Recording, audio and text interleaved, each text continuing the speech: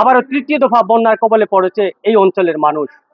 সিলেট জেলার 13টি উপজেলাই এখন বন্যা কবলিত।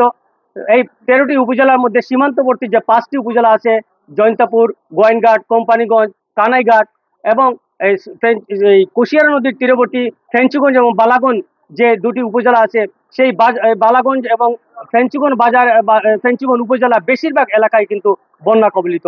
আমি যে জায়গায় আছি এটা হচ্ছে ফেঞ্চুগঞ্জ বাজার। প্রায় 150 বছরের উপরে এই বাজারের এই যে প্রতিষ্ঠাকালীন সময়, কিন্তু এই বাজারে কোনোদিন এভাবে পানি উঠেনি। পার্শ্ববর্তী নদী, তীরবর্তী এই যে কুশিয়ারা নদী পার হয়ে আজকে বাজারের এই অবস্থা গত 1 মাসের উপর ধরে। আমরা একটু কথা বলবো এখানকার যারা আছেন, যারা নৌকা নিয়ে বিভিন্ন জায়গায় যাচ্ছেন, একটু তাদের সাথে একটু কথা বলবো। জীবনের ফার্স্ট এই বছর বন্যা অতিরিক্ত হয়েছে, আমরা চলাফেরা করতে পারি নাই।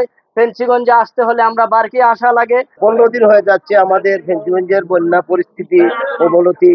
আমাদের ফেঞ্চুগঞ্জ বাজারের যাতায়াত অবস্থা খুবই খারাপ। পূর্ব বাজার থেকে পশ্চিম বাজার পর্যন্ত হাঁটুর উপরে পানি, দোকানপাট বন্ধ, ব্যবসা বাণিজ্য মানুষ করতে পারতেছে না এবং ক্রেতারা আসতে পারতেছে না।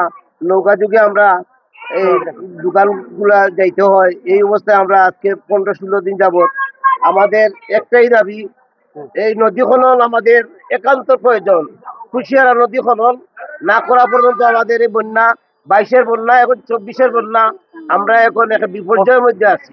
আপনারা শুনছিলেন যে একজন প্রবীণ ব্যক্তি বলছিলেন যে আজকে যে কি পরিস্থিতি, যে পরিস্থিতি বিরাজ করছে, যে আজকে দেখেন যে 22-এর বন্যা এবং 24-এর বন্যা এবং এই যে বর্তমান যে বন্যাটি, এই বন্যাটি কিন্তু প্রায় 1 মাস হতে চললো। 3বারের যে বন্যা, 1-1.5 মাসের মধ্যে 3বারের বন্যা এসেছে। তো সিলেটের সার্বিক যে পরিস্থিতি হচ্ছে যে সিলেটের মানুষ আজকে বিপর্যয়কর অবস্থার মধ্যে আছে। অনেক মধ্যবিত্ত পরিবার আছে যার পুঁজি শেষ হয়ে গেছে এবং পুঁজি শেষ হওয়ার পরে কিন্তু তারা আজকে আর কিছু করতে পারছে না।